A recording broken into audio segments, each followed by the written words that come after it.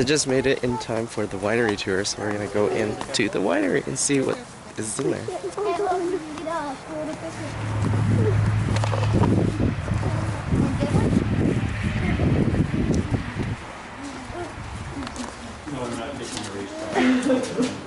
Ooh.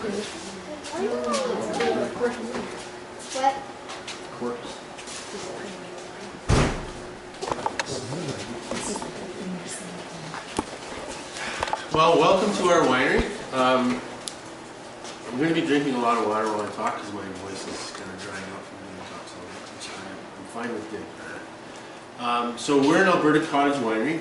We started, the Alberta cottage wine industry started in 2005. It was started by some fruit farmers who had large fruit farms, and they wanted something to do with their excess fruit at the end of the season.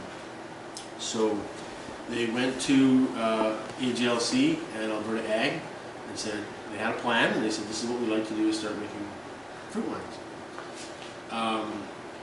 And that's what actually started the wine industry in Alberta, and at least the fruit wine industry.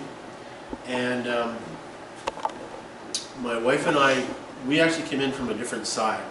We have been making wine since 1990, and when we moved out here, this was an old dairy farm, and there was nothing growing here except for the grass. And we actually thought about becoming a winery as soon as we got out here, but to get a winery license at that time, you had to make 250,000 liters of wine a year in order to keep that license, and that would be at least a $2 million investment in order to get us going. And we couldn't use this; there's just no way. The grants would have to be huge. So we put that idea aside at the time until in 2005 they started the cottage wine industry, and you only have to make 4,500 liters of wine in order to keep your license. And that's after your 5th year.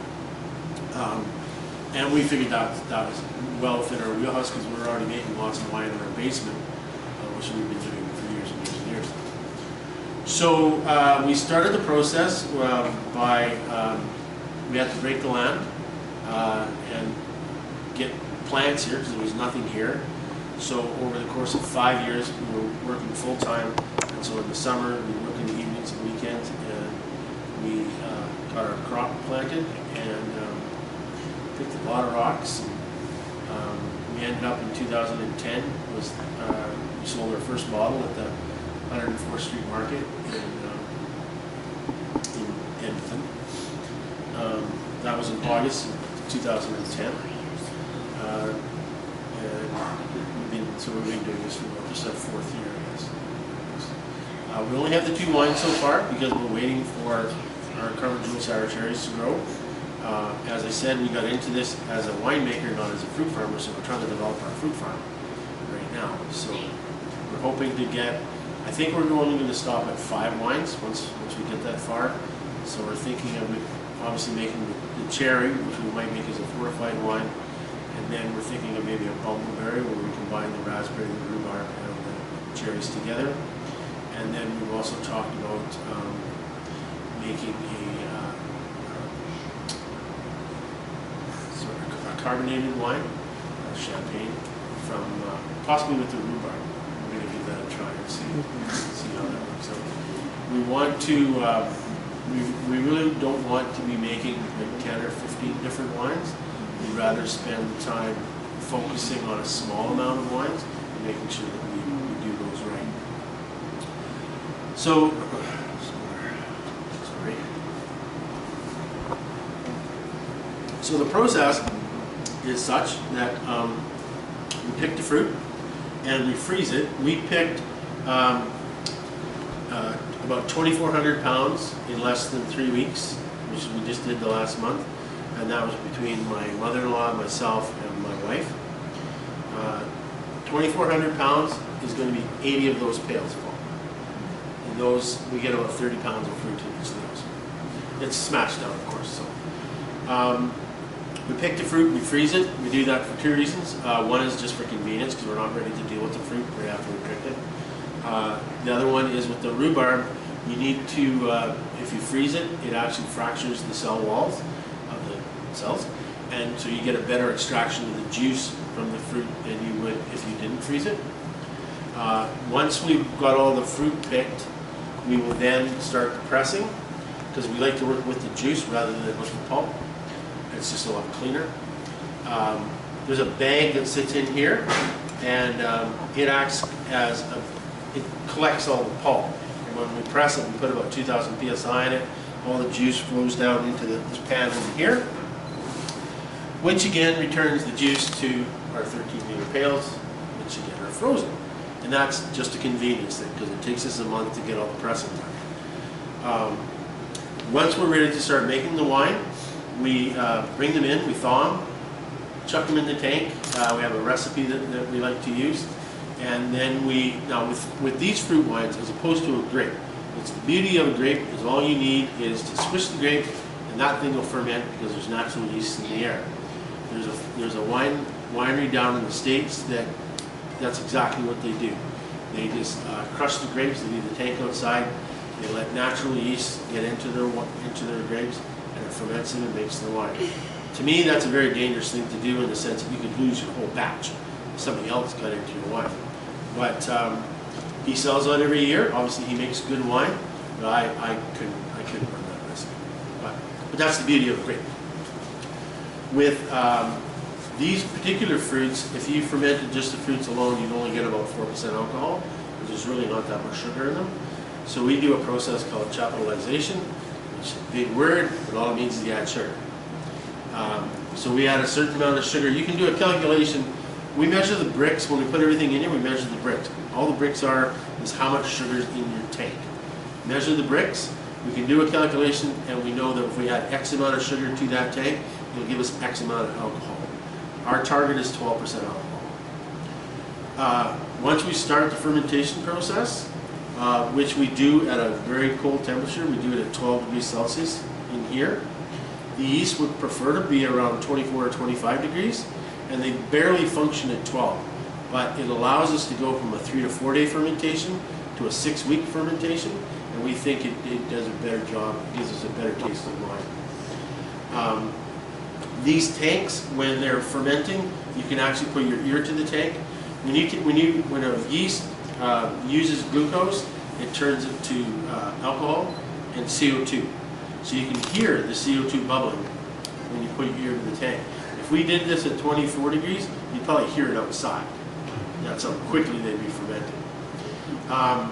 So we do it for about 6 weeks, and then we let the tank sit usually until April, and by that time a lot of the yeast is floated to the bottom. So we do a process called ferment to dryness. All that means is the yeast used up all the sugar that's in the tank, and so it's a bone dry wine at that time. Sugar die off because there's nothing to eat, and then we go through, and I'll just move over here, you guys can stay there. We go through a filtering process, and we use these are basically just a paper filter, and we go from there's the pore size, or the holes that's in this filter, range from one number, but we use different filters. We use a 10, we use a 3 micron, we use a 1 micron, and then we use a 0.45 micron. And there's about 19 of these filters go into this, like so, and it just filters through the plates and through the filter, or passes through the plates, through the filters, and comes out and goes to the tank. So we always have one empty tank that we clean and sterilize, and then we filter into that tank, and then we'll clean and sterilize the previous tank, and then we'll filter again back into that tank. So basically leapfrog through our tanks. Once we're done this filtration process, we then switch to, these are, in comparison, these are relatively inexpensive, and they're disposable. This is extremely expensive. This is a cartridge filter. The good thing about this is the housing for a cartridge filter. The filters themselves we keep wrapped up and in the back just so they stay clean because they're so expensive. The cartridge filter fits inside here. This is also a 0.45 micron filter, the same as the paper one was. The difference is this is 0.45 nominal, meaning they don't guarantee that it holds 0.45 microns. This is 0.45 actual, which means they guarantee that everything was 0.45. Now that's important because, and this is what we learned from our science background, and we do it in the labs at work. If you run a solution through a 0.45 micron filter, you sterilize it. So that's how we sterilize our solutions at work, is that we actually filter them through 0.45 micron filters. And why that's important, we don't have to do sulfites. Our wines are stable because they're sterile. So we don't have to put any sulfites in our wines in order to keep them stable. Now, having said that, if we were doing 100,000, 200,000 liters a year, we're using sulfites. You have to. This takes too much time. It costs too much in order to do it on such a large scale. We can do it because we're just this little rinky-dink winery, so we can do this. And we do this because we know our customers like having sulfites in their wines. And if we were large scale, you gotta use sulfites. 100,000 liters, and you want to make it stable, sulfites, dump, you're done. That's it, you're done. Stir. Other than that, you're done. So, but this, obviously, there's more labor involved, more costs involved, all those sorts of things. We can do it because we're small, and we definitely have to use sulfites if we're really large. So, once it passes through this filter, it's sterile, and it's ready for bottling. So when we get ready to bottle, we have said tank. We hook it up. We clean and reuse this filter, and we put it in line when we get ready to bottle because we have it, so we use it. We probably don't need to do it. It's probably overkill, but that's kind of how we do things. So that's the way it is. That's our science background. We're really real. So we hook up to the filter, then to the pump. All this pump does is keep this thing full. There's a flotation device in here that activates the switch when it gets low. So this will hold about 5 cases of wine. And then before we start bottling, I have to clean the bottles. And the way we do that is I take, so for this tank is actually full of wine right now. And I'm going to need about, I need 3 there, I'm going to need 4 full pallets. Yeah, 4 full pallets and a half a pallet. So about 3,500 bottles. I take it all to the house, I clean up my kitchen, take it into the kitchen. I'm lucky I've got a very big kitchen. And I take kettles of water, boiling water, I pour it in the bottles, swirl it around, dump it out. I do that twice. The bottles are extremely hot once I do that, so I know that they're clean. That's how I clean the bottles. That also allows us to not have to use sulfites, because most times when you clean your bottles at a winery, it's on a machine. There's a little spindle that goes up, comes out.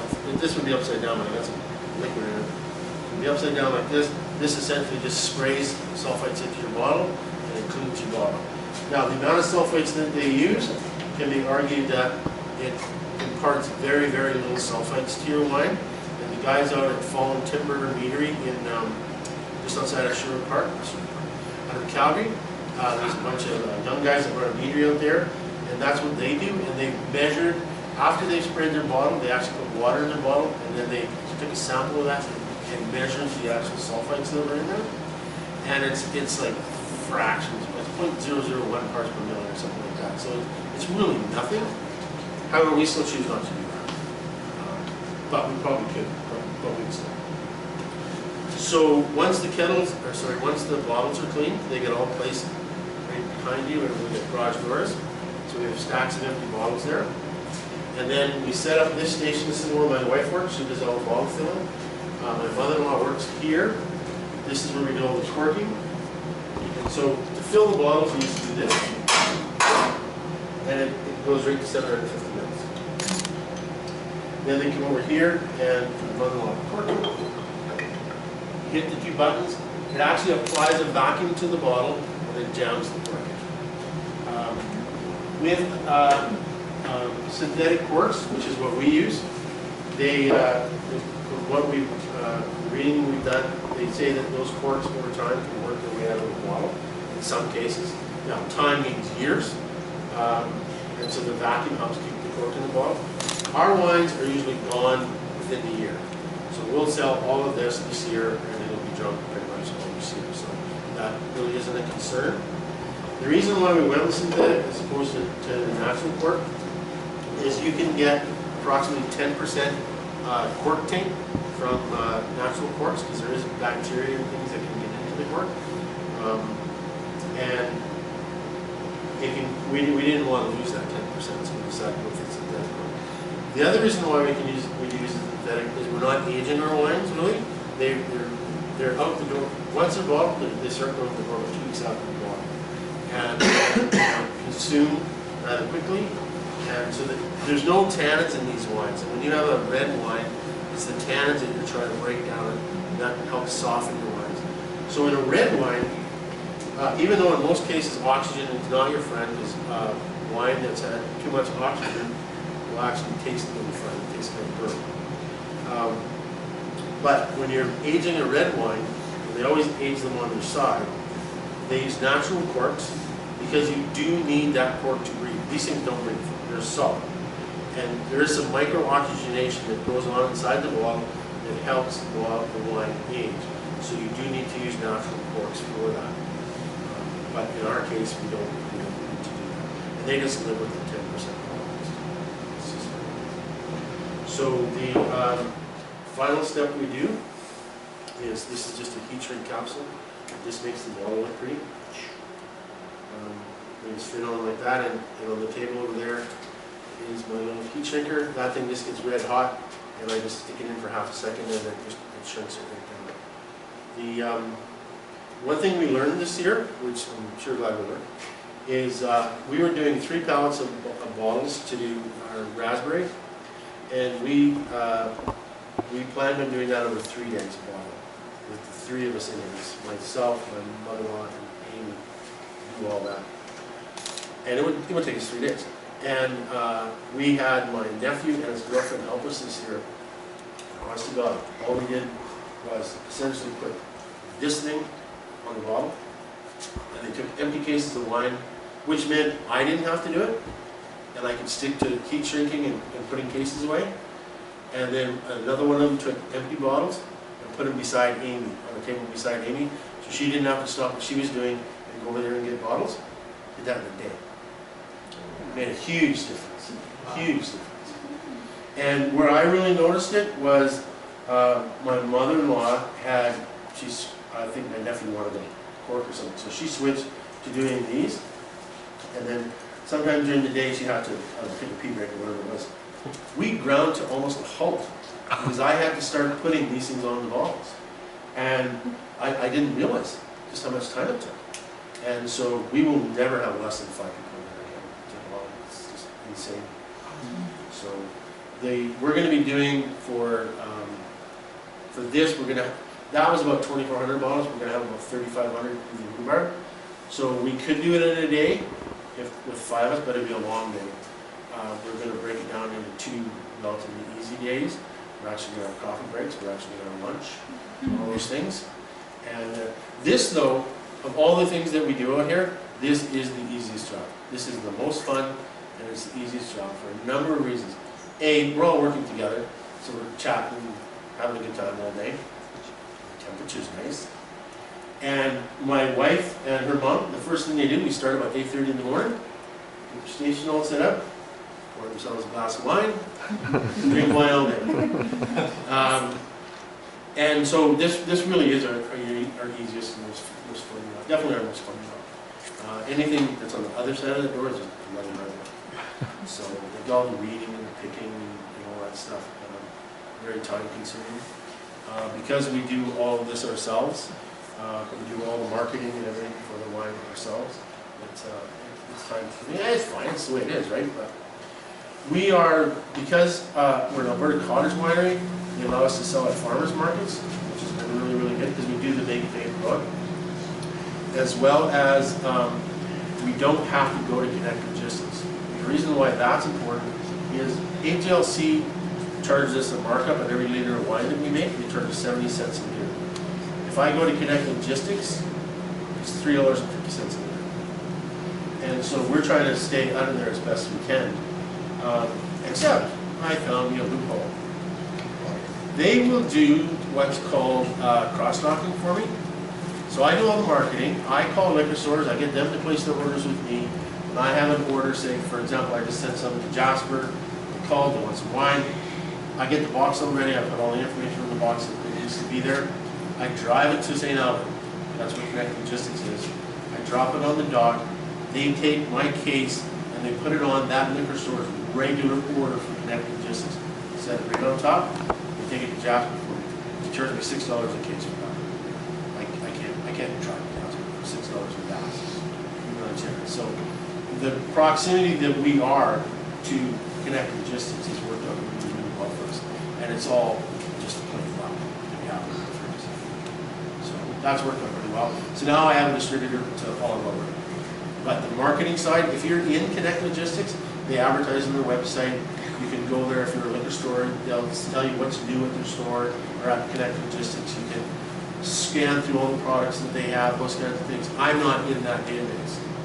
So I have to be the one to call the liquor stores and kind of sell my product to them and get tastings to them and things like that.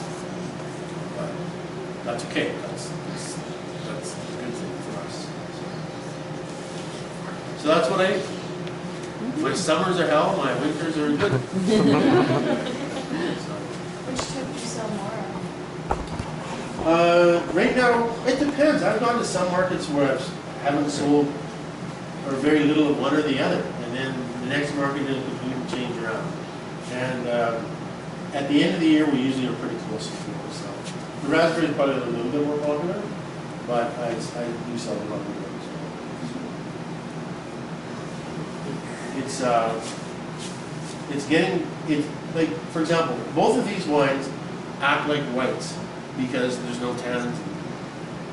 The rhubarb is kind of a coral gold color, so people think of it more of a blush or a white. The raspberry, of course, is a nice deep red. So people, they see a dark red wine, they think, oh, it's a red wine, like a red grape wine. Well, because there's no tannins in it, they're actually more like whites. So, but people like to prefer to go to the red, go to the red, go to the red. So, usually once I get them to try the rhubarb, they usually like the rhubarb.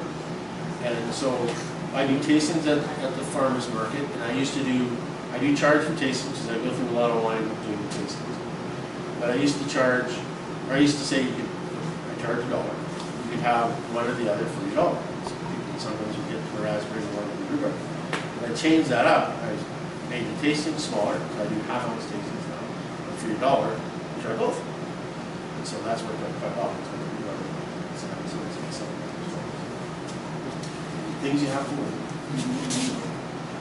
It's funny because when I used to live up in Coal Lake, and there's a small town near Coal Lake called Cherry Grove. That's actually where I used to live. And when I got out of high school, I went and worked on the oil rigs because all the farmers in that area worked the rigs in the winter to make extra money. And I used to hear them complain about their farming and it's this and it's that. And I'm like, there's no way in God's green earth I'm ever going to be a blood farmer. And I complain all the time.